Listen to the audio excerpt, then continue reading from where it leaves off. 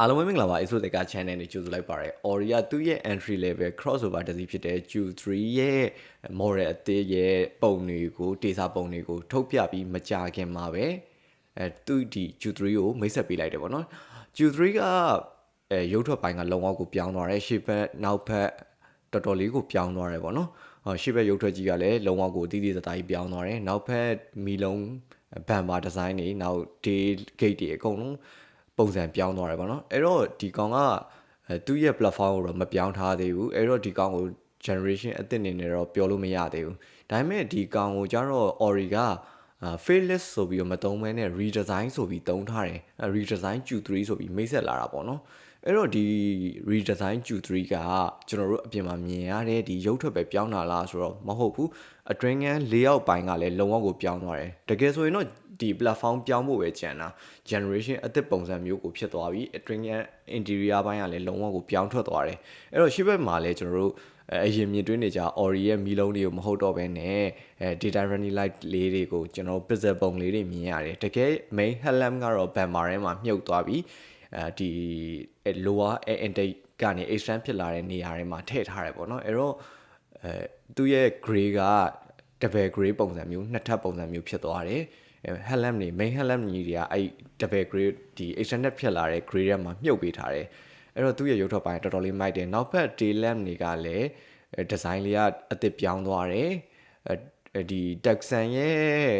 2021-22 model ရင်းနဲ့တော့နည်းနည်းလေးသွားဆင်တယ်လို့ခန်းစားရတယ်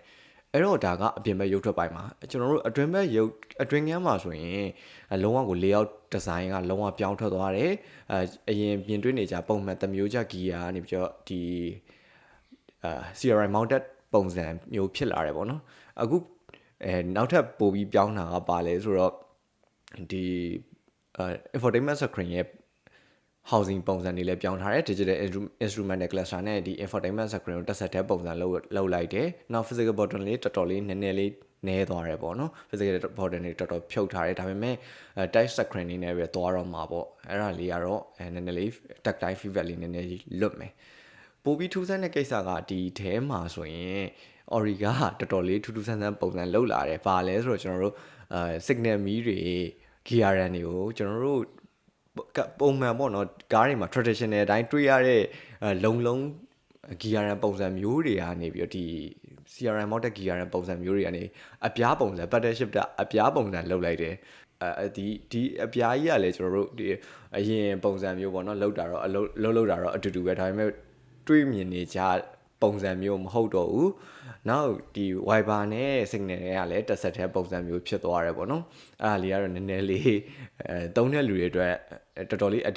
adaptation လိုက်ယူရမယ့်အနေအထားမှာရှိရယ်ဒါကြီးကတော့သူတမျိုးတည်းလာပြီးထူးပြီးတော့လုတ်ပေးသွားတာပေါ့နော်အဲ့ဒါလေးကတော့တော်တော်လေးထူးထူးခြားခြားပါပဲဒီကောင်ရဲ့ဗီဒီယိုကိုလည်းကျွန်တော်တက်ထပ်ပြီးတော့တင်ပေးမယ်အဲ့တော့အတွင်းကလေးရောက်ပိုင်းကလည်းတော်တော်လေးကိုမိုက်တယ်ဒီ 100% recycle လုပ်လို့ရတဲ့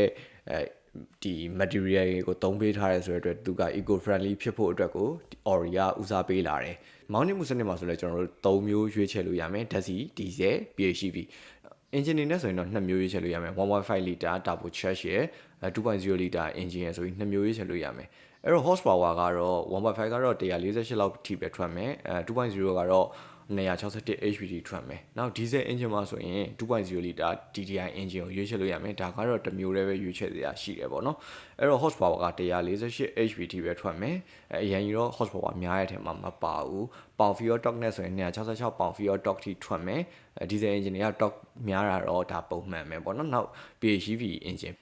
PHEV engine ကိုကျတော့သူက1.5 liter gasoline engine နဲ့နောက် hybrid system ကိုပေါင်းထားတယ်သူရဲ့စုစုပေါင်း power output က268 HP ရှိမယ်295ပေါင် fuel torque ထိထွက်မယ်ဒီကောင်ကတော့ torque အများဆုံးနဲ့ဆက်ဆောင်ရင်အများဆုံးပဲအကုန်လုံးကဒီຢာတွေအကုန်လုံးက front wheel drive နဲ့ပဲလာမှာပေါ့နော် all wheel drive variant မပါလာဘူးဒီ PHEV မှာကသူရဲ့ battery package က 25.7 kWh ရှိတဲ့ battery ကိုတက်ပေးထားတယ်range နေနေဆိုရင်တော့မိုင်100ကျော်လောက်ထိသွားလို့ရမယ်သူ့မှာအားသွင်းမယ်ဆိုရင်50 kW နဲ့တော့အားသွင်းလို့ရရသေးတယ်အဲ့တော့10 to 80% ကိုတနားရီအတွင်းတော့သွင်းလို့ရမယ်ပေါ့နော်အဲ့တော့ဒီ redesign Q3 ပေါ့နော် redesign Q3 ကသူ Ori ခေါ်ထားသလိုပဲ faceless ထပ်ပို့ပြီးတော့ update တွေအများကြီးပါတယ် interior ကလုံးဝ update လုပ်ထားတယ်ဒီမှာဆိုရင်ဒီ power train မှာဆို PHEV setup ပါလာပြီပေါ့နော်နောက်ရှေ့ဘက်ရုပ်ထွက်နောက်ဘက်ရုပ်ထွက်တွေလည်းပြောင်းထားတဲ့အတွက်သူရဲ့ဟာကတော့ faceless တက်ပို့ပြီးတာတဲ့redesign ဆိုတဲ့စကားလုံးသုံးတာတော့အသင့်တော်တယ်လို့ထင်ပါတယ်အဲ့တော့မိတ်ဆွေတို့ရောဒီ Ori Q3 ပေါ်အမြင်လေးကိုကျွန်တော်ရဲ့ comment box တွေမှာရေးပေးတော့ကြပါအောင်ကျွန်တော်ရဲ့ video လေးကိုဆုံးဖြတ်ကြည့်ပြတဲ့အတွက်အားလုံးကျေးဇူးတင်ပါတယ်နောက် video ပါဖြစ်တယ်ပဲเนาะ